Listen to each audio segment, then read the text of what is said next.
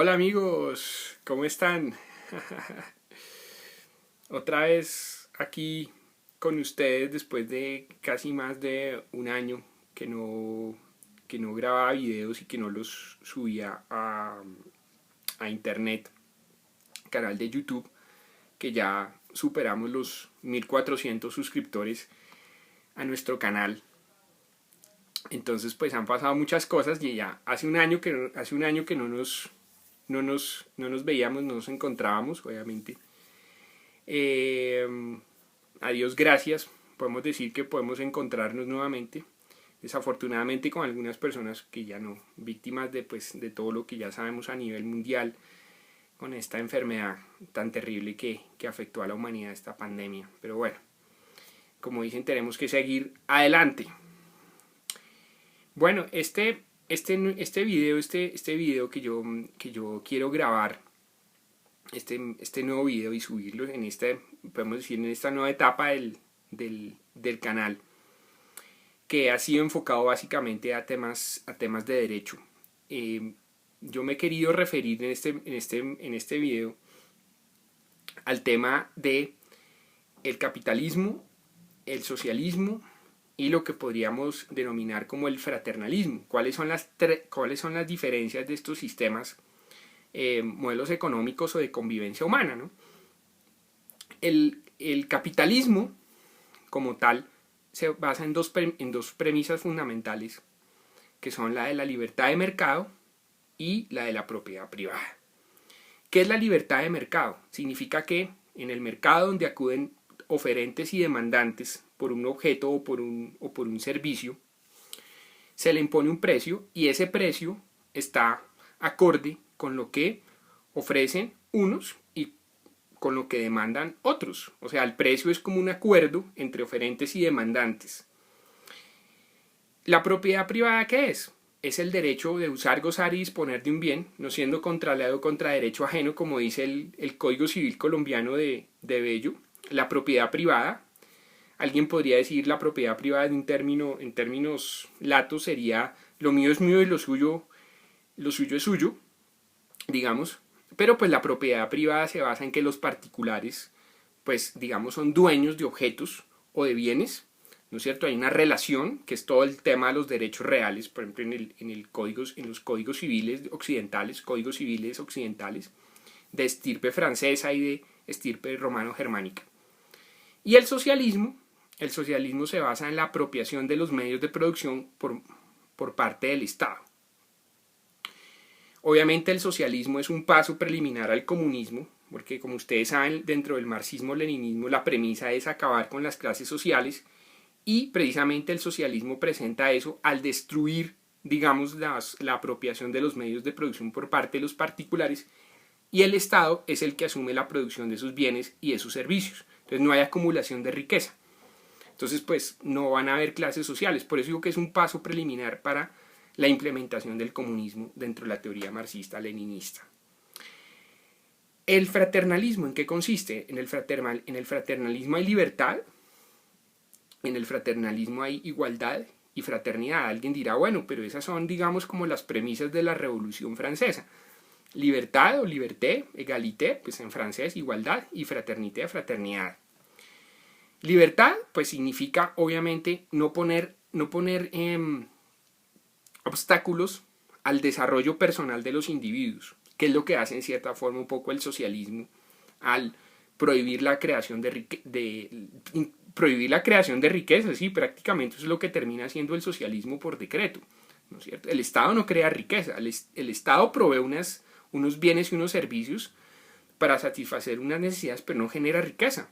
Entonces, al no generar riqueza, pues no van a haber excedentes, no va a haber creación de ricos, el Estado tampoco se enriquece.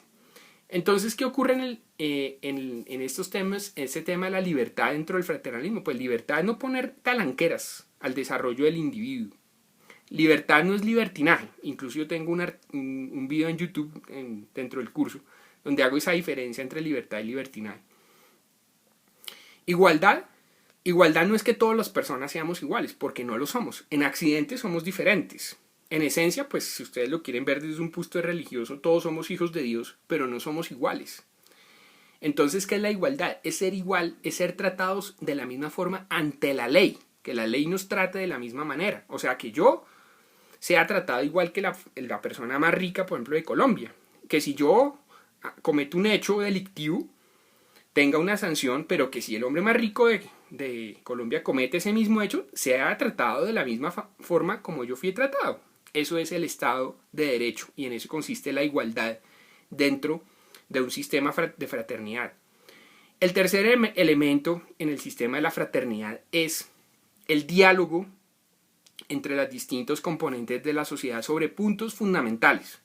Aquí en Colombia había un político colombiano de origen conservador en cuanto al partido que él perteneció y en cuanto a su ideología, que hablaba sobre un acuerdo sobre lo fundamental, que fue el doctor Álvaro Gómez. Un acuerdo sobre lo fundamental es que las personas o los hombres, los seres humanos, tenemos diferencias religiosas, profesamos una religión A, una religión B, una ideología política A, una ideología política B, pero no por eso tenemos que matarnos o imponer nuestras ideas a los demás para que piensen de esa manera. O sea, si yo tengo una religión, yo no puedo imponer a una persona que piense de la misma manera, pero podemos dialogar para no matarnos entre nosotros. Ese es el fraternalismo. El fraternalismo también es un tema de cooperación entre las personas. Sobre estos temas pues ha ahondado mucho el Papa Francisco, por ejemplo, en las 2 encíclicas Laudato Si y Fratelli Tutti. Alguien dice, pero eso es algo religioso, eso es un tema católico. No, no es necesariamente un tema católico ni religioso, es un tema social, es un tema práctico, digamos. Lo que estamos exponiendo aquí es que hay un presupuesto, hay una idea, digamos, muy anquilosada en la mente de las personas, y es que los seres humanos somos violentos entre sí y que vivimos en pelea continua. ¿Por qué? ¿Por qué no podemos dialogar entre nosotros, cooperar entre nosotros?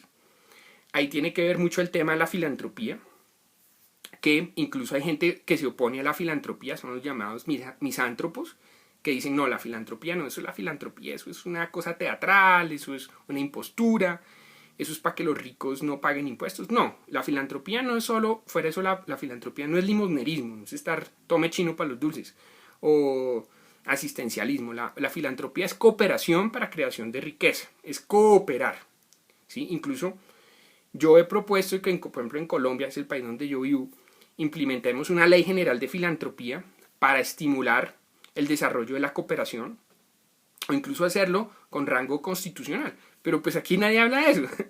Aquí el debate está centrado entre capitalismo, que tiene unos matices, más o menos libertad de mercado, porque a veces el Estado tiene que entrar a regular determinados precios, ¿no es cierto? Por ejemplo, el caso de los medicamentos. El Estado colombiano entraba a la regulación de precios, por ejemplo, en el caso de los medicamentos, sobre otros bienes o servicios también, lógicamente, porque no se puede dejar solo a la libertad de mercado la determinación de los precios, porque pueden darse desequilibrios hacia la oferta o hacia la demanda. Pero en la teoría clásica de Adam Smith, él hablaba de la mano invisible. La mano invisible era esa mano, digamos, que regulaba el tema de los precios, que es ese acuerdo entre la oferta y la demanda. Lo que pasa es que en los mercados se pueden presentar distorsiones, tanto en la oferta como en la demanda. Entonces el Estado tiene que entrar ahí. Entonces hay más o menos intervencionismo, pero en la teoría clásica, en el capitalismo, pues no hay intervencionismo estatal en la colocación del precio. Lo mismo en la propiedad privada. Supuestamente en el capitalismo pues hay plena propiedad privada, pero en los códigos civiles occidentales incluso se ha puesto límites, y es que la propiedad privada no es absoluta. Incluso hay una teoría que se llama el abuso del derecho, que ustedes vean también, hay un video mío de los principios generales del derecho donde hablo de la teoría del abuso del derecho, donde la propiedad privada no es absoluta, tiene también unas talanqueras, unos límites. Entonces la libertad es eso. Dentro del fraternalismo, la libertad no es tratar de no poner talanqueras al desarrollo del individuo, que no es libertinaje, porque la gente dice, libertad, entonces dediquémonos todos a meter marihuana, hablando en términos vulgares, si todos marihuanemos, entonces no, o todos volvámonos unos borrachos, no, porque eso no es libertad, eso es libertinaje. Cuando uno está bajo el influjo de los instintos, y los instintos son los que mandan, pues uno no es una persona libre, uno es un vicioso, y uno es un esclavo de sus instintos. Entonces libertad es no poner talanqueras a ese desarrollo del individuo, que está muy de acuerdo con la teoría del capitalismo. Ahora bien, la gran crítica que se le hace al capitalismo es la acumulación de riqueza. Es evidente que en un sistema de libertad van a haber personas que van a acumular riqueza más que otras. Y se van a presentar injusticias porque la gente va a decir, pero ¿por qué fulanito tiene no sé cuánto dinero y hay gente que no tiene ni para comer? Entonces, lo que hace el Estado es redistribuir la riqueza para aliviar esas desigualdades. Y esto no es un tema de comunismo, de castrochavismo. El primero que habló sobre eso, de hecho, fue Aristóteles, un filósofo griego que habló de la justicia distributiva. Eso no implica que haya que igualar a la gente, sino que pues en una sociedad donde hay mucha gente que tiene, en una sociedad donde hay gente que tiene demasiado y gente que tiene menos, pues se van a producir, digamos, esos discordias y animadversiones y malestares. Entonces el Estado tiene que entrar ahí para que no haya un conflicto social, ¿sí? Entonces, bueno, aliviar. Entonces, ¿qué mecanismos se crean? Pues primero la carga tributaria, que los ricos paguen más que los pobres, digamos, o que la gente que tiene menos. Por otro lado, la redistribución de la riqueza también está en términos de creación de riqueza, precisamente. O sea, que entre menos pobres haya y más gente tenga o disfrute y puedan satisfacer sus necesidades, van a haber menos conflictos. Pero en una sociedad donde no hay creación de riqueza, pues es muy difícil precisamente que la gente se sienta satisfecha. Que fue precisamente lo que pasó en los países socialistas hace 30 años, cuando la Unión Soviética se cayó porque el Estado se quebró, no había creación de riqueza, no se podían satisfacer las necesidades de todas las personas, y esos estados colapsaron, los estados de la Europa Oriental, de la órbita del Pacto de Varsovia. En el socialismo, la gran crítica que se le hace al socialismo es que anquilosa la iniciativa individual, no hay iniciativa individual, entonces no hay creación de riqueza. Los estados terminan quebrándose. Claro, si no hay riqueza, pues no va a haber impuestos. Si no hay impuestos, no hay forma de aliviar los programas sociales, de solventar los programas sociales. Entonces, ¿a dónde acuden los estados para poder precisamente cumplir con sus metas sociales? Pues hay dos formas. Una, ir y pedir plata. ¿A dónde? A la banca internacional, con los requisitos y con las condiciones que le impone la banca internacional a los estados que piden esos préstamos. Y por el otro lado, pues tienen que salir a imprimir billetes. ¿Y qué pasa con la impresión de billetes? Pues que la impresión de billetes lo que genera es inflación. Porque si hay mucho, el dinero también es una mercancía y tiene un valor. El dinero tiene un valor objetivo y un valor subjetivo. No es lo mismo 50.000 pesos para mí que 50.000 pesos para el hombre más rico de Colombia. Si al hombre más rico de Colombia se le pierden 50.000 pesos, pues bueno, listo, pero tiene más plata. Si a mí se me pierden 50.000 pesos, es un problema. ¿Sí ven? Entonces el dinero tiene un valor objetivo, pero también tiene un valor subjetivo. Entonces la inflación está referida a eso. Si hay mucho dinero en la economía, el dinero pierde valor. Valor no objetivo, pero sí subjetivo. Entonces, ¿qué pasa? Eso genera inflación, porque entonces la gente empieza a aumentar los precios, porque el dinero no alcanza, digamos, a hacer la equivalencia de la importancia que tiene ese bien. Entonces, cuando hay demasiado dinero, obviamente baja la importancia del valor, el dinero pierde valor, pero los objetos suben de precio, precisamente por esa pérdida de valor del dinero. Eso es lo que se conoce como la depreciación. La depreciación genera inflación. Entonces, por eso en los países donde se dedican a imprimir billetes, pues ¿qué pasa? Que la moneda se cae. La moneda no se devalúa, porque la devaluación es la comparación con una divisa, por ejemplo con el dólar o con el euro. No es la devaluación, sino la depreciación, que es la caída de su valor real, o yo diría subjetivo del bien, que es el dinero. Por ejemplo, ustedes llegan a un mercado, encuentran un montón de tomates. Esos tomates van a valer más o menos. Van a valer menos, ¿sí? Porque hay demasiados tomates.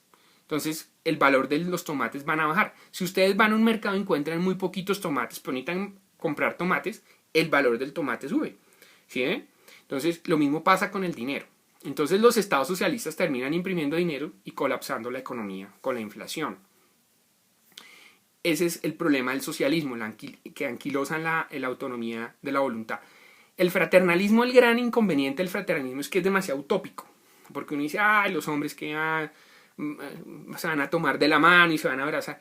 No, significa ponerse de acuerdo sobre puntos fundamentales, también basado en un sistema de cooperación, en un sistema de fraternidad, pero es demasiado utópico, o sea, es demasiado idealista. Ahora bien, ¿qué ocurre con el derecho? En el capitalismo, pues obviamente en los códigos civiles y en los códigos de comercio, el principio de la autonomía de la voluntad protege esa libertad de mercado. O sea, ¿qué es la autonomía de la libertad? ¿Qué es la autonomía de la voluntad? Que yo tenga la facultad de obligarme a cumplir con una obligación con otra persona, obviamente, para lograr unos fines específicos, que ese es el tema de la contratación, o de los contratos, que lo vamos a ver más adelante, el tema de los contratos ya cuando veamos la 8ª temporada del curso de conceptos jurídicos fundamentales, sobre qué son los contratos, se basa en la autonomía de la voluntad, que está consignado en los códigos civiles de todos los países capitalistas, lo mismo que en los códigos de comercio, en los códigos de derecho privado. En los países socialistas, pues pasa lo contrario, que va a haber una restricción a la autonomía de la voluntad. ¿Por qué? Porque no hay estímulo a la creación de riqueza. Y una forma de creación de riqueza es ¿cuál? El comercio. Y lo que sustenta el comercio desde un punto de vista jurídico son los contratos. Al no haber contratación, al no haber contratos, pues obviamente los códigos civiles o de comercio que hayan en los países socialistas restringen esa autonomía de la voluntad frente al poder del Estado. Uno dice, pero en la Unión Soviética había código civil. Sí, por ejemplo, en la Unión Soviética había código civil, porque digamos que había propiedad privada, pero la propiedad privada no sobre medios de producción. Por ejemplo, si usted tenía un cepillo de dientes en la Unión Soviética, pues el cepillo de dientes era suyo. Entonces, en todo caso, hay una relación de derecho de propiedad. Lo que no había era propiedad sobre los medios de producción. O sea, por ejemplo, la tierra, los latifundios, las máquinas, las fábricas. Todo eso sí el Estado se apropia de eso en un país socialista. Y en el fraternalismo, pues obviamente tiene que haber una legislación que promueva la filantropía, que promueva la cooperación. Por ejemplo, yo he sido uno de los que ha dicho que Colombia debería emitir una ley general de filantropía para estimular precisamente esta actividad, o incluso hacerla de rango constitucional para que Colombia entrara en el sistema humano de cooperación. Los que quieran ahondar sobre este tema, yo tengo varios videos sobre este tema de la filantropía, el sistema de cooperación, y pues obviamente el derecho tendría que entrar ahí a regular esto para estimularlo, para estimular la filantropía, para estimular la cooperación, la fraternidad, el sistema humano de cooperación, ¿cierto? A nivel de rango legal o a nivel de rango constitucional, ¿no es cierto?